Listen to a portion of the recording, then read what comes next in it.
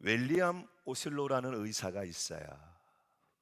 이 사람은 영국 왕실에서 기사자구위를 받은 사람인데 미국의 유명한 존 홉킨스 의학대학을 설립한 사람이에요.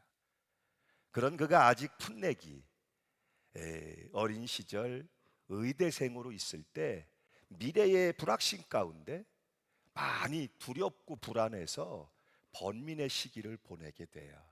그런데 그 번민의 시기에 이 사람을 어둠에서 끌어낸 것은 우연히 읽게 되었던 토마스 칼라일의 글 한 구절이었어요.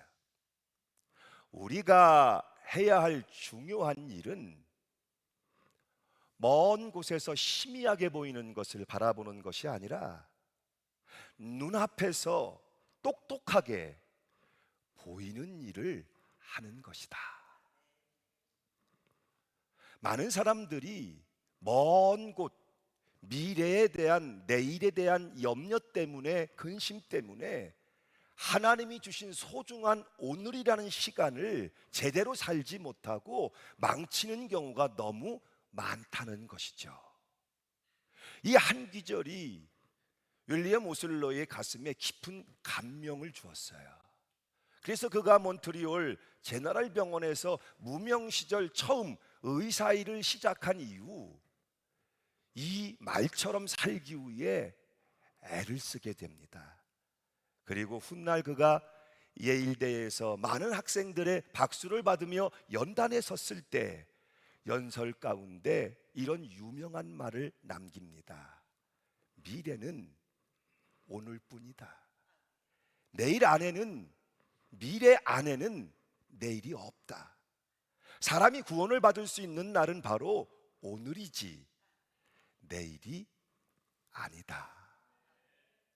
지금이라는 시간을 우리가 계속해서 주님께 드릴 수 있다면, 우리에게 주어진 하루하루의 삶을 주님 안에서 부끄러움 없이 오늘을 살아낼 수 있다면, 장담컨대 여러분의 내일은 주님께서 보장하실 것이고 주님께서 책임지실 거예요.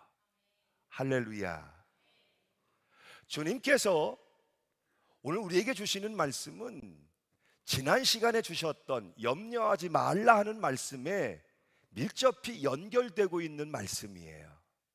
염려하지 말라고 말씀하셨고, 오늘은 그러면 우리가 우리의 삶 가운데 어떻게, 방법이죠, 염려하지 않고 살 것인가에 대해서 말씀해 주고 있는 거예요.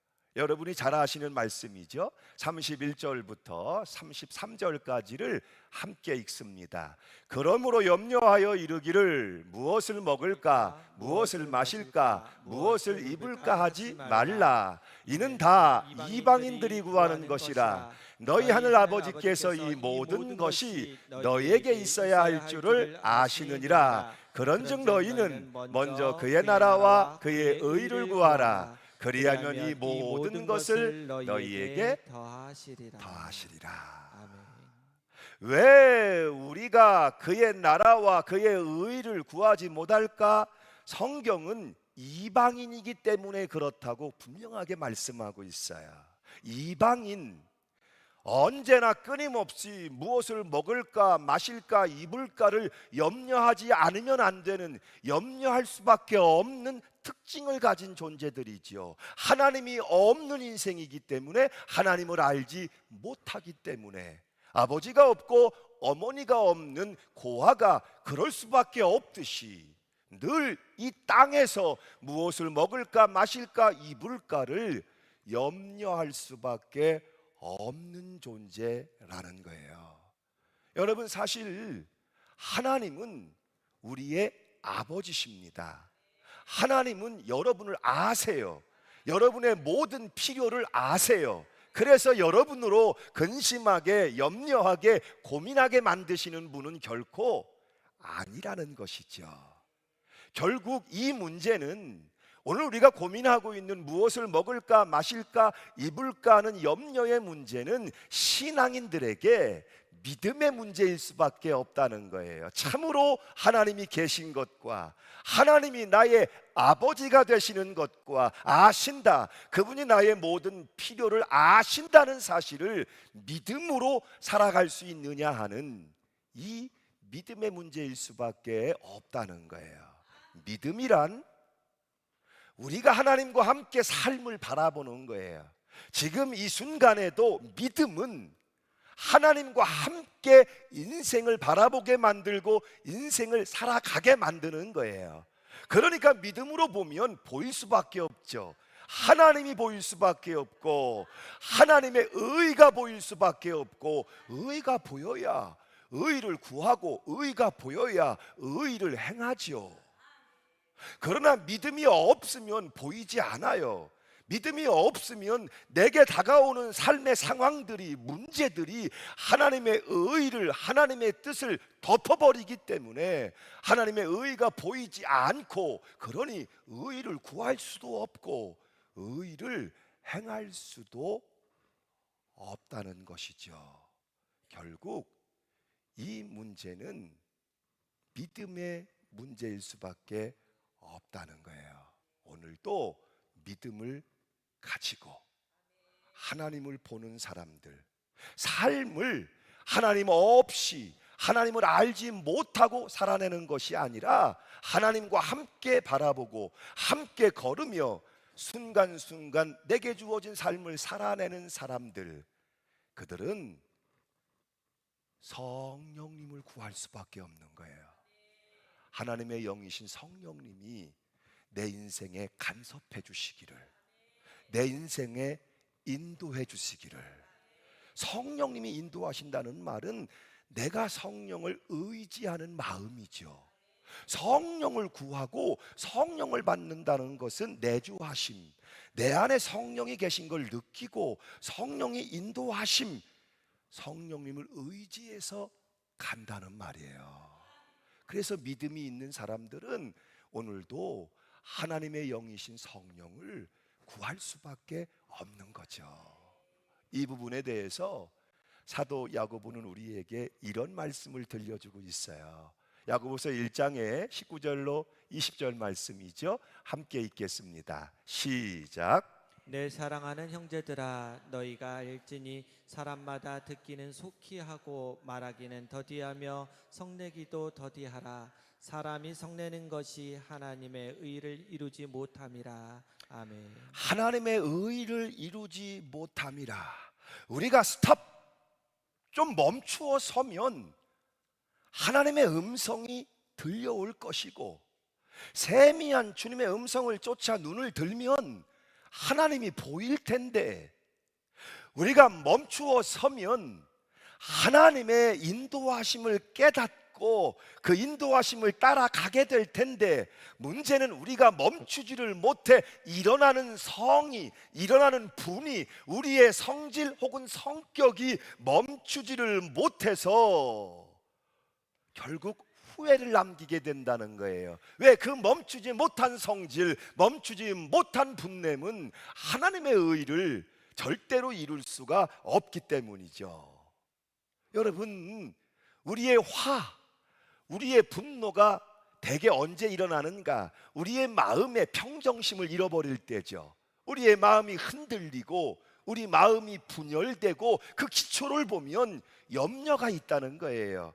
염려로 말미암아 우리의 마음이 흔들리고 분열되기 시작하면, 평정심이 내 마음에서 사라지면 그 순간 우리는 우리의 성질, 우리의 분노를 멈출 수 없어요. 주체할 수 없게 되는 거예요. 좀 지난 시간의 이야기입니다마는, 한 해는 제가 건강검진을 하고 그 다음에는 저희 사모가 건강검진을 했어요. 저는 지난해 건강검진을 했고, 그래서 올해는 집사람 건강검진이라 다른 교회 이제 이렇게 같이 받는 분들하고 함께 가는데, 제가 함께 건강검진 받는 병원에 가서 조금 걱정하는 마음으로, 기도하는 마음으로 기다려줬어요. 그런데 어느 순간 문제가 생겼어요. 무슨 일인가 하고 봤더니 아직 초음파 검진이 남아 있는데 병원에서 검진을 할 수가 없다는 거예요.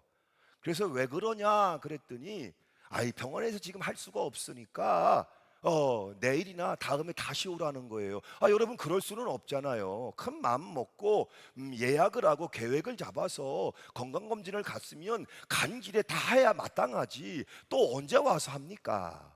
그래서 그런 게 어딨냐, 건강검진을 왔으면 지금 다 하고 집에 가서 결과를 기다려야지. 건강검진 남았는데 왜 안 된다는 거냐, 왜 다시 오라는 거냐 그랬더니 의사가 퇴근 시간이 됐다고 가버렸다는 거예요. 그래 집사람은 어쩔 줄을 몰라 하고 있는데 저는 순간적으로 죄송한 표현입니다만 멍해지더라고요. 무슨 소리예요? 의사가 퇴근을 해서 건강검진을 할 수가 없다니. 그랬더니 아주 안내하시는 분들이 굉장히 성의 없이 어쩔 수 없으니까 다음에 오라는 말만 되풀이를 하는 거예요. 그래서 제가 그런 게 어딨냐 따지고 들어가니까 점점 화가 일어나기 시작하고 언성이 높아지는데 결국 무슨 병원이 이러냐 말이야. 큰 소리를 치게 됐어요. 집사람이 옆에 있다가 어쩔 수 없지 않냐고 그만하라고 그러는데 점점 화가 올라오는 거예요. 그 무슨 병원이 이러냐 막 따지고 드니까 집사람이 저를 붙들고 늘어집니다. 그러면서 여보 여기 다른 교회 목사님들도 있고 사모님들도 있고 여보 그만해요 그만해요. 그래서 참 목사인 것이 죄입니다. 참 어이가 없네. 씩씩거리며 무슨 이런 경우가 다 있냐 씩씩거리며. 그러고 돌아서 차를 타고 나오는데 집사람이 그래요. 아유 당신 목사님인 거 다 알아요. 그리스도인이잖아요. 그래서 제가 속에서 이건 그리스도인의 문제가 아니고 기본적인 인간적인 문제잖아 이렇게 쑥 올라오는데 화를 부를까 봐 진짜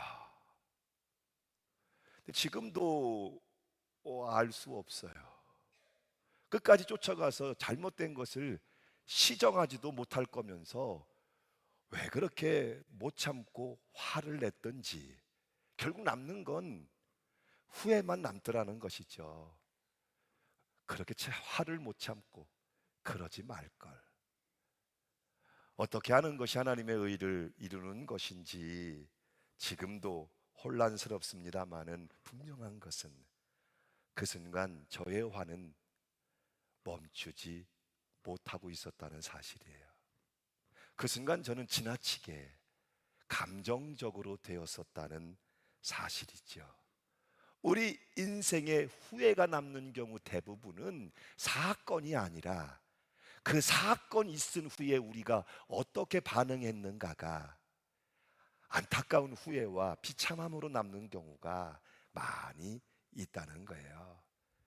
우리가 하나님 없이 살아가는 사람이라면 그들과 동일하게 함께 큰 소리 낼 수 있고 또 이기적으로 살 수도 있을 거예요.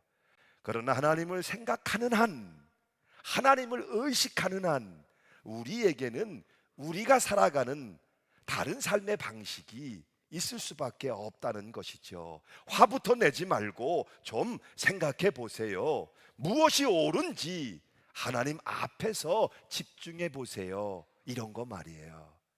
동일한 연약함을 가지고 있지만 우리가 영적으로 하나님을 의식하고 있는 한 우리에게는 화부터 내지 말고 좀 기다려보는, 하나님 앞에서 이것이 옳은 일인지를 한 번 더 생각해보는 그들과 다른 삶의 방식이 있어야 한다는 것이죠. 그래서 연습이 필요한 거예요. 경건은 처음부터 주어진 게 아니에요. 매일같이 쓸고 닦지 않으면 먼지가 투성이가 되듯이 매일같이 말씀과 기도로 매일같이 주님을 생각하며 내 마음에 인내를 더해가고 내 마음에 타임아웃 잠깐만요 멈출 수 있는 훈련이, 연습이 우리에겐 필요하다는 거예요. 여러분 왜 화를 내시죠? 왜 분노하시죠?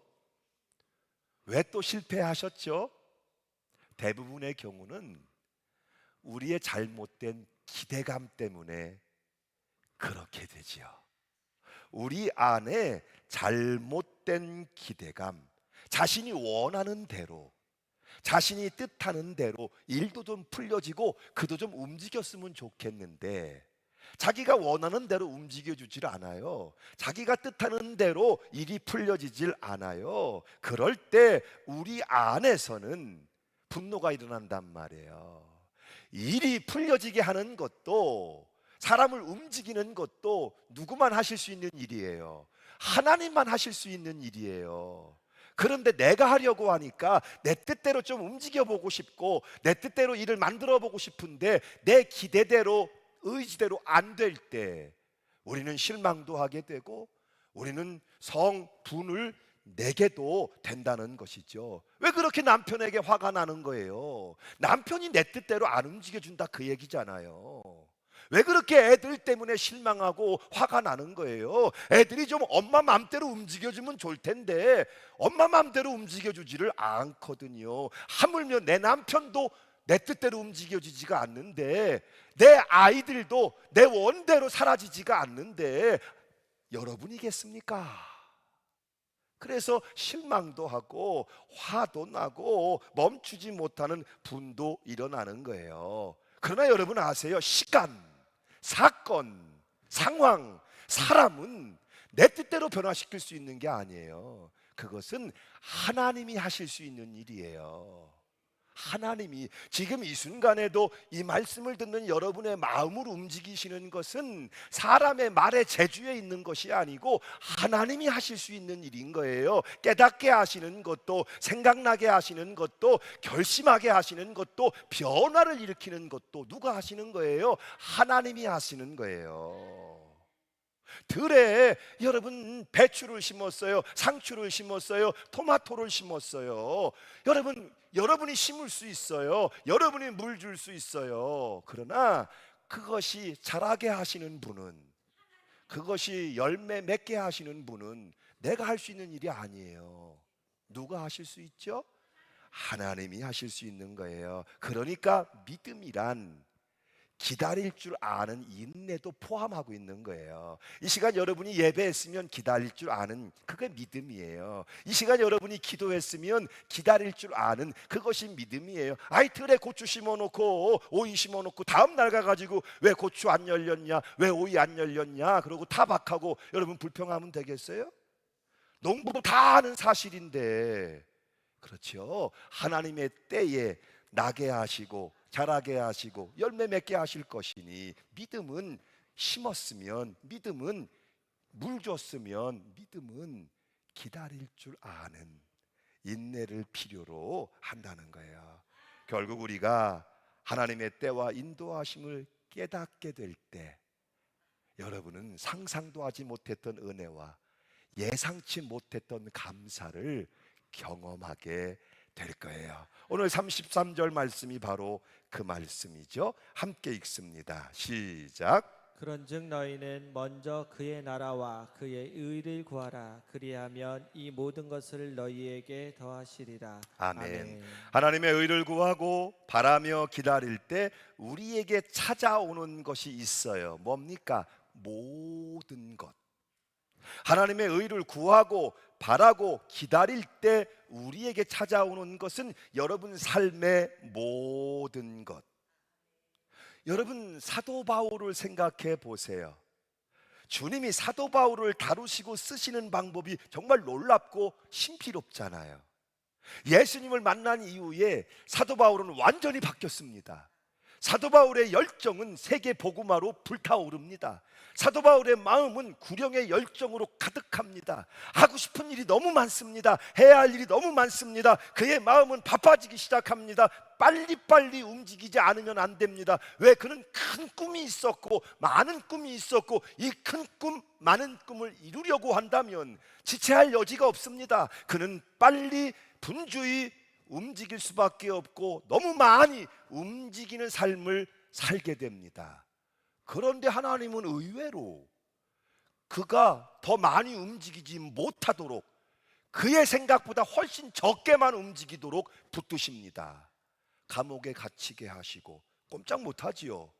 매를 많이 맞아 알아 눕게 하시고 그의 몸의 지병으로 괴로움 가운데 울게 하시고 그를 그의 계획보다 훨씬 적게 움직이도록 만드십니다. 그런데 아세요? 그 감옥 속에서 상상도 하지 못했던 더 크고 놀라운 하나님의 기적을 체험하게 되고 갇혀있는 시간에 아무것도 할 수 없으니 깊이 하나님을 묵상하며 주시는 말씀을 듣고 복음 서신을 교회에 보내서 지금 2000년이 지나는 동안 그가 감옥 속에서 저술한 복음 서신이 얼마나 많은 시대에 얼마나 많은 영혼들을 만나며 많은 영혼들의 눈물을 그치게 하며 희망을 주고 구원에 이르게 했는지. 그렇죠. 하나님이 사도 바울을 쓰시는 것이 어떤 것인지 느껴지세요? 오늘 웨슬리 목사님의 회심 기념주의라 그랬어요. 웨슬리 목사님은 대단한 청년이었습니다. 옥스퍼드 대학의 수재였습니다. 경건운동 홀리클럽을 만들어 경건운동과 구제운동을 주도했던 청년 리더였습니다. 선교의 열정으로 불타서 대서양을 건너 미국의 조지아주에 선교사로 나갔던 사람입니다. 그는 대단한 뛰어난 인재였고 장점이 많은 청년이었고 준비된 사람처럼 보였습니다. 그러나 그 열정을 가지고 건너갔던 조지아주의 선교는 단 한 명의 결신도 얻지 못합니다. 완전히 실패로 끝납니다. 완전히 두 손 다 들고 고향으로 돌아옵니다. 그리고 방황하기 시작합니다. 그런 그가 5월 24일 1738년 5월 24일 런던의 올더스 게이트 거리를 배회하는 가운데 우연히 이름 없는 모라비안 교도들의 집회에 참석을 했다가 거기서 성령의 세례를 받습니다. 성령의 충만함을 받습니다. 이전에 그는 그의 뛰어남과 장점으로 철저히 실패했습니다. 그러나 성령이 그에게 간섭하시고 강하게 성령님이 그의 인생을 붙들고 인도하기 시작하니까 그의 장점들은 세계는 나의 교구다, 그 시대를 구원하는 영적 대부흥의 본산으로 그를 쓰셨다는 사실이에요. 아멘. 하나님의 의를 구하고 하나님의 의를 드러낼 때 우리의 문제가 크면 클수록 여러분이 체험하게 될 하나님의 기적은 더 크고 놀라울 수밖에 없죠. 내 인생의 고통의 무게가 무거울수록 그 무거운 짐을 걷어가시는 더 크고 놀라운 기쁨을 체험할 수밖에 없게 되는 거예요. 그러면서 우리 삶에 시련이 있고 역경이 있지만 이것이 축복이구나, 이런 말씀이었구나 라고 깨닫게 되는 거예요. 하나님의 의를 먼저 생각하면 깨닫지 못했던, 예상치 못했던 감사와 기쁨이 내게 충만해지는구나, 그것을 우리가 경험하게 되고 깨닫게 되는 거예요. 서영은의 노란 화살표 방향으로 걸었다라는 책에 보면 그녀가 산티아고 유명한 순례길이죠. 그 산티아고 순례길을 걸으며 깨달았던 것의 내용이 나와요. 쓰레기를 버리는 것과 순례자들이 무거운 짐을 덜기 위해 버리는 것은 과연 어떤 차이가 있을까? 쓰레기를 버리는 것과 짐이 무거워 순례자가 그 짐을 좀 덜어보려고 버리는 것은 여러분 어떤 차이가 있을까요? 후자의 경우는 아직까지 쓸모가 남아있는 상태인데 버려지는 것이지만 그러나 결국 버려져 쓰레기가 되는 것은 마찬가지다. 결국 쓰레기가 되어버릴 것을 두고 순례자들은 심각하게 고민하고 있는 것이다. 누가 가볍게 인생의 행보를 누가 가볍게 쉽게 짐을 지고 갈 수 있는가? 믿음으로 하나님의 의를 바라보는 사람들, 그들이 인생의 짐을 덜어내고 가볍게 쉽게 주님과 함께 인생 순례를 계속해 갈 수 있다는 거예요. 하나님의 의를 구한다는 것이 어떤 결과를 가져오는지 축복을 알게 되고, 이런 말을 해서 죄송하지만 결국 쓰레기가 되고 말 것 때문에, 우리 삶에 결국 그것들은 쓰레기가 되고 말 것들인데, 그것들 때문에 고민하고 있는 우리들의 모습을 좀 보아야 한다는 것이죠. 여러분이 근심하고 염려하고 걱정하는 그 모든 것들, 결국은 순례 여정 가운데 쓰레기가 되어질 것들인데, 오늘 그것 때문에 전전긍긍 이 무거운 짐을 나홀로 지고 고민하고 걱정하고 있는 우리의 모습을 보면서, 삶을 변화로 이끄는 복음이라는 말씀을 우리가 들으면서 무엇을 느낄 수 있겠어요? 분명한 것은 주님의 손길이 우리 삶에 있다는 사실이잖아요. 분명한 것은 오늘도 주님의 손이 나의 인생 가운데 있다는 것이잖아요. 그 손길을 믿음으로 볼 수 있어야 되고, 믿음으로 붙잡을 수 있어야 되고, 믿음으로 살아낼 수 있어야 한다는 거예요. 그런 면에서 여러분 34절 말씀을 깊이 묵상해 보세요. 기막힌 말씀이잖아요. 함께 읽겠습니다. 그러므로 내일 일을 위하여 염려하지 말라. 내일 일은 내일이 염려할 것이요 한날의 괴로움은 그날로 족하니라. 아멘. 메시지 성경에 보면 이 부분을 이렇게 표현해 주고 있어요. 하나님께서 바로 지금 계신 일에 온전히 집중하여라. 내일 있을지 없을지도 모르는 일로 동요하지 마라. 어떠한 어려운 일이 닥쳐도 막상 그때가 되면 하나님께서 감당할 힘을 주실 것이다. 그러니까 염려는 허망하고 허탄한 거라는 거예요. 염려함으로 내일을 절대로 바꿀 수 없다는 거예요.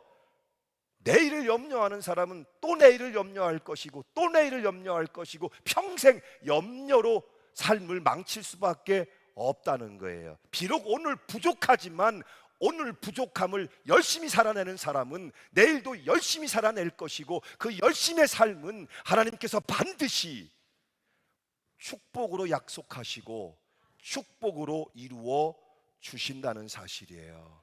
이것이 여러분 우리 그리스도인들에게 가장 걸맞는 너무나 좋은 말씀 아니에요? 비록 오늘 부족함이 있지만 그 부족한 오늘을 열심히 살아낼 때, 내일을 열심히 살게 되고 내일을 열심히 살아낼 때 우리의 인생은, 그렇죠, 하나님의 인도하심 가운데 축복의 약속을 성취하는 향기를 날리는 삶이 될 수 있다는 거예요. 선교가 거의 불가능한 모슬렘 지역에서 한결같이 40년을 선교하신 선교사님이 계세요. 누군가 그에게 물었어요. 모슬렘 지역은 크리스찬 기독교 도저히 불가능하죠. 그런데 어떻게 오늘까지 사실 수 있었습니까? 라고 물었어요. 그때 이 선교사님이 이렇게 대답을 하셨어요. 내게는 참 좋은 후원자가 계십니다. 내 후원자는 마태복음 6장의 33절 말씀입니다. 하나님은 단 한 번도 이 약속을 어기신 적이 없습니다. 너희는 먼저 그의 나라와 의를 구하라. 그리하면 이 모든 것을 너희에게 더하시리라. 이렇게 답하시면서 이런 말씀을 더하셨어요. 감옥에 갇혔을 때에도, 사막을 홀로 걷고 있을 때에도, 세상의 모든 후원자가 다 끊어졌을 때에도 하나님은 이 약속을 지켜 주셨습니다. 너무나 많은 사람들이 내일에 대한 근심과 염려로 소중한 오늘을 제대로 살아내지 못하고 있어요. 여러분은 어떠세요? 여러분의 내일은 근심과 염려가 가득한 사망의 음침한 골짜기입니까? 아니면 선한 목자의 약속이 희망으로 빛나는 쉴만한 물가, 푸른 초장입니까? 믿는 그리스도인에게 내일이란, 미래란 어떤 의미이겠습니까? 믿음이 없이는 내일은 절망입니다. 그러나 믿음이 있으면 내일은 언제나 희망입니다. 사랑하는 여러분, 하나님은 오늘이라는 시간을 충실하게 살아내는 사람들에게 내일의 축복의 약속을 주시는 거예요. 그러나 내일의 염려 때문에 오늘을 불행하게, 슬프게, 게으르게 망치고 있는 사람들에게 내일의 축복의 약속은 절대로 주어지지 않습니다. 오늘을 기쁘게 사세요. 의롭게 감사하며 오늘을 살아내세요. 그러면 내일은 하나님께서 반드시 축복의 현장으로 바꿔주실 거예요. 고 강석규 총장님, 호서대학을 설립하신 분인데, 이분이 남기신 어느 95세 어른의 수기라는 글을, 고백을 여러분에게 들려드리며 말씀을 맺겠습니다. 나는 젊었을 때 정말 열심히 일했습니다. 그 결과 나는 실력을 인정받았고 존경을 받았습니다. 그 덕에 65세 때 당당한 은퇴를 할 수 있었죠. 그런 내가 30년 후인 95살 생일 때 얼마나 후회의 눈물을 흘렸는지 모릅니다. 내 65년의 생애는 자랑스럽고 떳떳했지만 이후 30년의 삶은 부끄럽고 후회되고 비통한 삶이었습니다. 나는 퇴직 후 이제 다 살았다, 남은 인생은 그냥 덤이다 라는 생각으로 그저 고통 없이 죽기만을 기다렸습니다.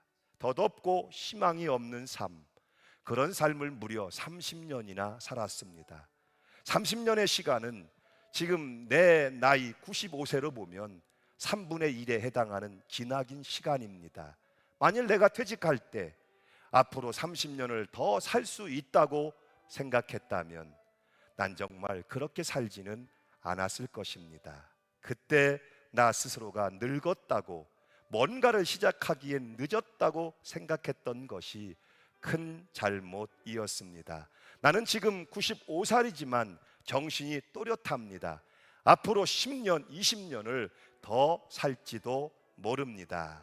이제 나는 하고 싶었던 어학 공부를 시작하려 합니다. 그 이유는 단 한 가지, 10년 후 맞이하게 될 105번째 생일날 95살 때 왜 아무것도 시작하지 않았는지 후회하지 않기 위해서입니다.